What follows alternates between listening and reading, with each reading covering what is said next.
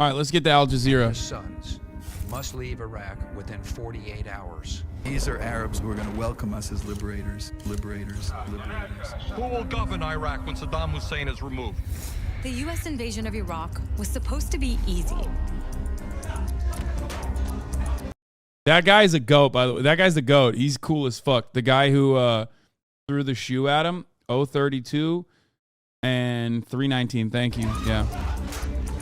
This is from the widows and the orphans and those who were killed in Iraq. That's what he said. He's a journalist. The most powerful military in world history would go in, kill the bad guys, and transform Iraq into a democratic, pro-American oasis. But the Iraq War blew up in America's face. Stuff happens. And it changed both countries. It changed the...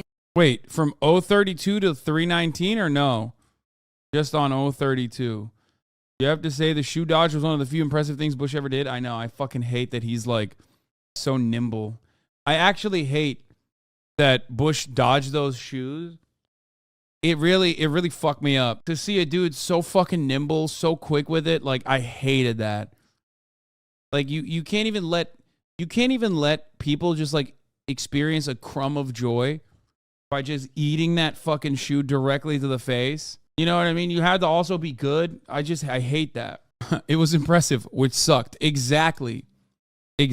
Just so fucking annoying. Fuck you. The entire Middle East. In fact, it changed much of our world forever. 1 million Iraqis are dead because you lied. Oh, Mike. Friend of the show, Mike Prisner, also a veteran, yelling at George W. Bush at, I think that same conference where he was like, accidentally went into Iraq, something like that. Mike Prisner of Empire Files, the GOAT. He's great. Should we start? Within weeks of the September 11th attacks, the United States had occupied Afghanistan, where al-Qaeda was based at the time, and removed the ruling Taliban from power. But very quickly after, the George W. Bush administration began selling another war. It wanted to invade Iraq. There was no link between 9/11 and Iraq, so the Bush administration began manufacturing justifications. Iraq was in league with al-Qaeda. There are al-Qaeda in a number of locations in Iraq. Iraqis needed saving from their dictator. Saddam Hussein's violations of human rights. Iraq had Weapons of mass destruction. We don't want the smoking gun to be a mushroom cloud. A focus-tested fucking sentiment to sell the Iraq War, a nation that had nothing to do with 9/11, a nation that had nothing to do with fucking Osama bin Laden, just nothing at all, to be, to the invasion of said nation to be sold to the American public. So good. But those weapons of mass destruction were never found. Millions of people knew invading Iraq was wrong. Did you watch American Sniper? I really did not think this hard about the Iraq War prior to today. I really thought Chris Kyle was the shit. But now, what was the point of all that? My friend, you were lied to. This is a good eye-opening moment for you. Chris Kyle was a monster. Not only was he a monster and a fucking perpetual liar, he literally was a racist monster, a demon who I would spit on his grave, who came back to the United States of America and was successfully sued by the absolute GOAT, Jesse Ventura, for literally fucking lying about beating Jesse's ass in a bar fight in a book full of other lies. If you know anything about the fucking Navy SEALs anyway, every single one of them that has written a book is usually a liar. They love lying. It's like their favorite thing. Navy SEALs love dropping Black Hawk helicopters, and they love fucking lying, like grossly lying and exaggerating about the things that they did. Chris Kyle was such a racist, monstrous piece of shit that he literally lied about going and sniping black people off the top of the Superdome in the immediate aftermath of Hurricane Katrina. Okay? Straight up. Like, who fucking lies about that, dude? Well, like, why would you...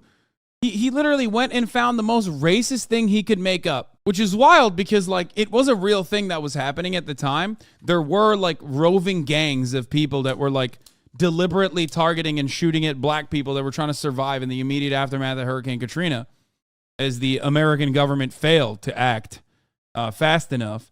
But Chris Kyle was not one of them, and he still lied about it. Yeah. Some of them were literally police officers at Danziger Bridge. Yeah. 20 years on, they've been proven right time and time again.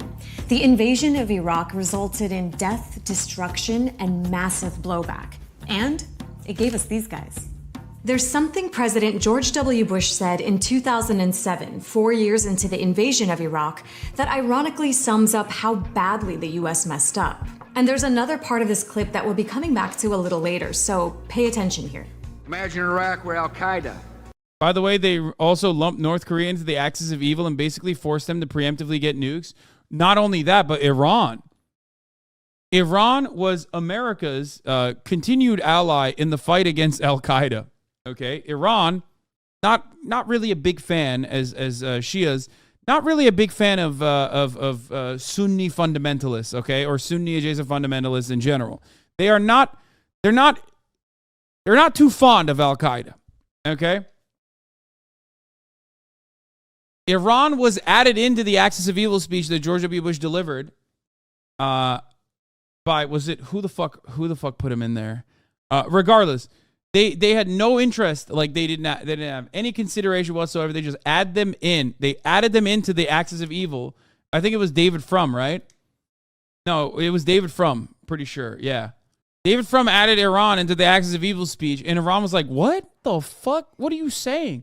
And then we continued to have Iran, we continued to rely on Iran for support in Afghanistan and even in Iraq in certain places, like literally against Al-Qaeda, even after all that. Yeah, what do you say fuck me for? Yeah, the classic 50 Cent meme.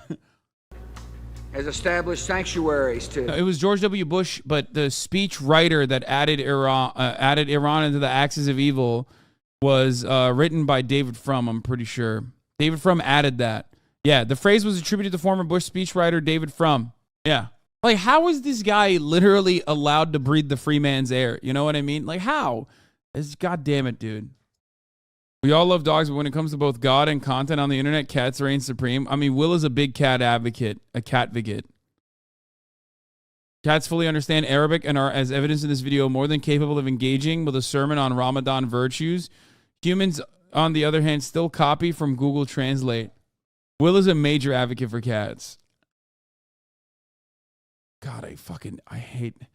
God, let's get back to this fucking bullshit, please. I mean, I'm fucking losing my mind a little bit. Safely plot future attacks on targets all over the world. It's ironic because by the time Bush said this, Al-Qaeda had established itself in Iraq, even though the group wasn't there before the US invaded. As one of the justifications for war, Bush and his officials insisted to an American public still reeling from 9/11 that Al-Qaeda and Iraq were linked. The reason I keep insisting that there was a relationship between Iraq and Saddam and Al-Qaeda because there was a relationship between Iraq and Al-Qaeda. Like pretty much all of the Bush administration's justifications for this war, this was a lie. Iraqi leader Saddam Hussein and Al-Qaeda's Osama bin Laden were both Arab men who were once allies of the United States. True! True! America, the greatest fake friends, dude. Listen. To the Kurds in the chat, remember this shit, okay? Remember. I know you got northern Iraq, okay? American contractors built it for you. You feel like maybe you have, for the first time ever, an opportunity to build like a fucking nation state. 35 million Kurds living in diaspora with no nation state, okay? This is my message. Look at this photo. Osama bin Laden were both Arab men. Look at this photograph. That's Donald Rumsfeld, dude, who played a role in fucking murdering this guy later. Do you understand? Anti-Soviet warrior puts his army on the road to peace. Ukrainians, think about this. Ukrainians are like, well, we're white. You know, maybe it's a little different. No, it's not different. They will go back to the Hitler understanding of fucking Slavs not being white like this. They'll go so fast your head will spin.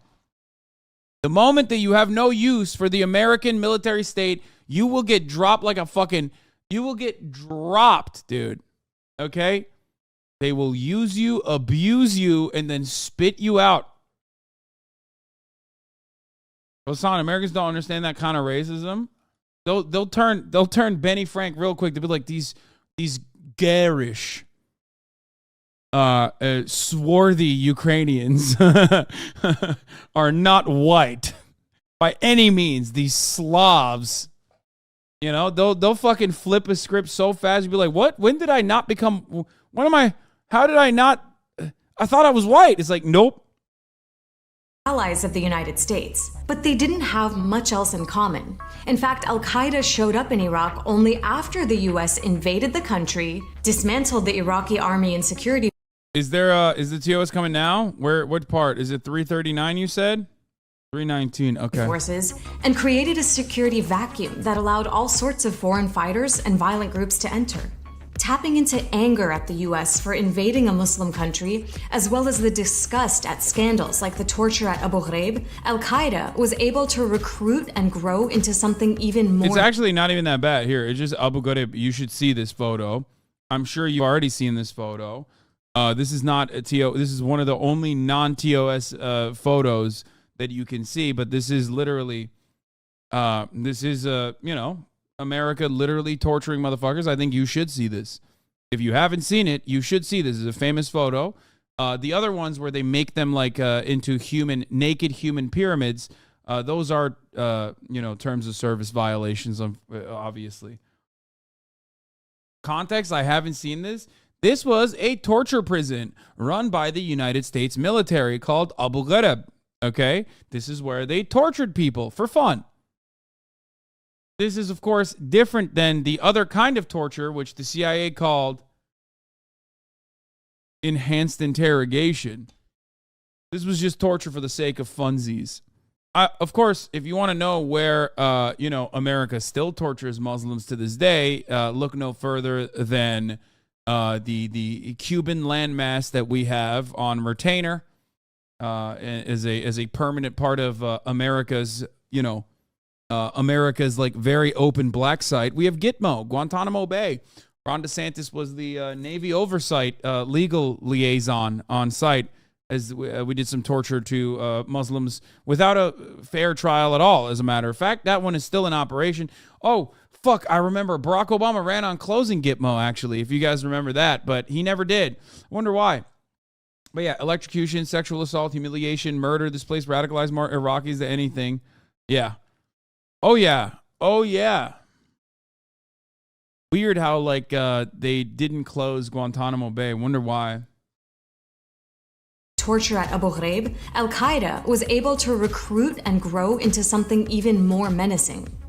The invasion of Iraq propelled the group from a small, isolated organization into a genuinely global network that eventually became the Islamic State of Iraq and Syria, or Iraq and the Levant, as President Obama would say. ISIL is a direct outgrowth of Al-Qaeda in Iraq that grew out. The fucking biggest bag earner of our decade, okay, of our century maybe in media. Like, I cannot think of a man who just went from a Canadian government-funded newspaper, okay, that was a travel vlog created by, like, heroin addict hippies, okay, who turned around and got, like, a $100 million bag from Rupert Murdoch, okay, and just ran with it. Whoo! I'm talking, of course, about Shane Smith. Out of our invasion. This wonderful man right here. Oh, my Lord, dude. He literally fucking went in, pumped that shit up, was like, oh, yeah, we love giving you fucking opiates at, like, our parties. Do you want to fucking raise? Nah, don't worry about that. Suck my dick. Fucking. And he peaced out, dude. He peaced out. Sex, Drug, and Rock and Roll coffee table book 20 years ago. Anyway, yeah, he fucking sold it to Rupert Murdoch.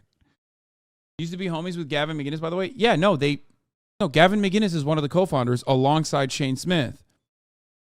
He was just forced out before Vice's heel turn and you know, just awesome shit that they do now.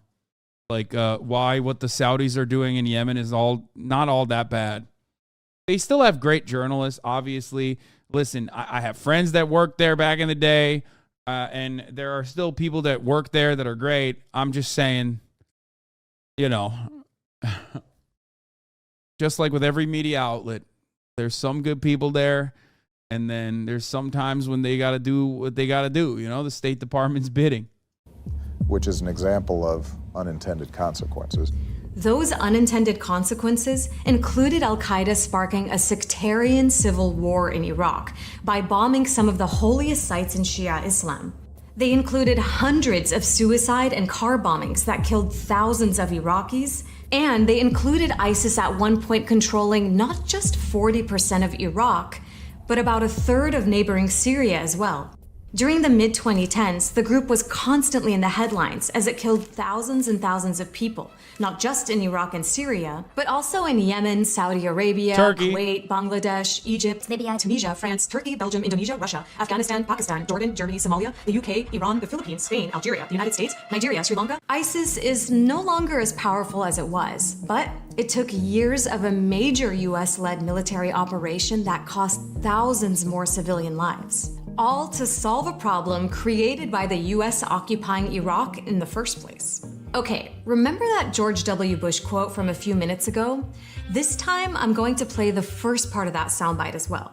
For all those who ask whether the fight in Iraq is worth it, imagine an Iraq where militia groups backed by Iran control large parts of the country. This is going to be a bit of a running theme here because, again, the US ended up causing the exact things it said it was invading Iraq to prevent. One of its goals in invading Iraq was to make the entire region friendlier to American interests. Never forget that ISIS was forced out of, where was it? Was it when ISIS was forced out of its like remaining enclave in Iraq? There was a very interesting thing. Was it Mosul? Yeah. There was a very interesting thing that happened that like a lot of people, for some weird reason, never really talk about. And that was American-backed British troops and British mercenaries and British trucks allowing the ISIS militants to escape Mosul. Just don't know how that happened. Don't know what that means. I mean, even when you talk about Turkey's involvement with ISIS, for example, running schemes for, like oil and gas substitutes for gold bullions and money and weapons, that was done under America's watchful eye, for example. That wasn't in, you're right. It's not in Mosul. It was Raqqa, Syria. I'm so wrong. I apologize. That was in Raqqa. You're right. You're right. I was thinking of Syria, not Mosul. I was thinking of Raqqa. You are absolutely correct. No, not a rare chat W. I rely on chat heavily. Anyway, listen, I can't remember every little thing that America has done, okay? We've done a lot of fucked up shit. Sometimes I'm going to say it wrong, okay? Sometimes I'm going to mix up my Muslim nations that America has interfered in the affairs of. It's hard. Oh, you hate America? Name all their war crimes? Impossible. Don't have enough time to do so. Even you sometimes tell the truth. I'm going to be as charitable as possible to you and be as nice as possible to you. And I'm going to say this much. If you consider what I'm saying to be truthful now, you should probably tune in a little bit more frequently. You might hear something, you might hear a lot of statements that resemble exactly what you're hearing from me. And maybe not what you've heard from, I don't know, Discord servers that you engage in where they, cut, pick and choose, clip chimp and try to showcase me in this like least favorable way possible. Made and followed yesterday, yeah. Instead, the war helped strengthen its biggest adversary there. Iran and the United States don't seem to ever agree on much, but in 2003, Saddam Hussein was a common enemy. Iranians hated him because in 1980, he had launched a war against them that lasted 8 years and left 500,000 people dead. It was a brutal war. Iraq used poison gas against Iranian soldiers, and the US helped prolong the fighting by sending weapons to both countries, although most of its support went to one side. So even as Iran was probably glad to see the end of Saddam, the US was strongly hinting that Iran could be next. Here's George W. Bush talking about Iran, Iraq, and North Korea a few months before invading Iraq. States like these and their terrorist allies constitute an axis of evil, arming to threaten the peace of the world. And all nations should know America will do what is necessary to ensure our nation's security. But something else happened. Iran, not the US, ended up benefiting the most from the invasion of Iraq. In less than 2 years, the US had ended the rule of Iran's enemies on both its eastern and western borders. Iran and the Taliban had bad blood between them too. Before the US invasion, Iraq was a buffer against Iran's presence in the Arab world. But after the invasion, Iraq became a foothold for Iranian influence to spread in neighboring countries. For example, Iran was able to build supply lines across Iraq to Syria, where Iranian-backed groups fought alongside Syrian dictator Bashar al-Assad in that country's war. During the 1980s and 90s, Iran had cultivated and protected Iraqis who opposed Saddam's rule. And it was these Iranian-backed parties that dominated Iraqi politics after Saddam was gone. Today, posters of Iranian leaders hang all over Iraqi cities. Iranian commerce dominates the Iraqi market. And Iraq's security forces include powerful militias that are trained, supported, and sometimes even led by Iranians. It was these militias that helped defeat ISIS in Iraq. They fought on the ground with support from the US Air Force in the sky. Still, the US and Iran are adversaries. But the possibility of the US invading Iran the way it did Iraq, that's basically gone from next on the list to effectively zero. Because the invasion of Iraq very quickly changed America itself and its commitment to these kinds of wars. Here's how. It might seem odd now, but the war was actually very popular with Americans at first. USA! USA! That didn't last long. Almost everything that had been used to justify the war turned out to be a lie, including how quick it was supposed to be. Over 4,000 American soldiers were killed, and it took the US more than 8 years to withdraw from Iraq without much to show for it, other than, as we've seen, the strengthening of Iran and the spread of ISIS. Turns out the US wasn't able to impose its will. Is Al Jazeera Plus, which is like oftentimes pretty fucking good in its coverage of American imperialism, is it just going to become more and more of a fucking like Wahhabist weirdo outlet as like I don't know, as like relationship with Qatar and the United States become better and better? Is that what's happening? Because like they have literally they normally would never. I am not talking about Al Jazeera in general, okay? Al Jazeera, the other side of it, sometimes not great. But it is odd that, like, this video is like, this video could be way more blisteringly anti-U.S. and also, they're like surprisingly talking about Iran more. Al Jazeera Plus is Al Jazeera's division made for Americans. Yes, I know. I've appeared on Al Jazeera Plus. I have friends that used to work for Al Jazeera Plus. Like when back in the day before, I guess, Current TV was a television channel owned by Al Gore when I worked at the Young Turks, and the Young Turks had a Current TV show. Then Current TV got sold to Al Jazeera, and Al Jazeera basically kept some of those journalists on. A lot of my coworkers went and worked for Al Jazeera. When I saw you in the office, the employees were a lot better than they are now. What? Yeah, a lot of the good people have left Al Jazeera Plus. When I saw you in the office, Shobahu, the employees were a lot better off than they are now. Yeah. I can't believe Will worked for Al Jazeera. No, Will never worked for Al Jazeera. What the fuck? Al Jazeera was, I think, Al Jazeera's coverage was definitely better back on another country by force. Bush, who at one point had a 90% approval rating, ended his presidency with just 22% of Americans approving of him. After Bush, the next two presidents both insisted they'd always opposed the war, unlike the political establishments in both parties who had backed it. Many of us looking at the evidence ahead of time understood that there was not an imminent threat. Bottom line, there were no weapons of mass destruction. They said there are weapons of mass destruction. I was against the war when it started. But the U.S. war machine didn't stop after Iraq. I have to pee. It adapted. Today, you won't hear many American politicians talk about Bush-style goals like nation building or regime change. Instead, U.S. military power is deployed in small doses all over the world for assassinations or other special forces missions.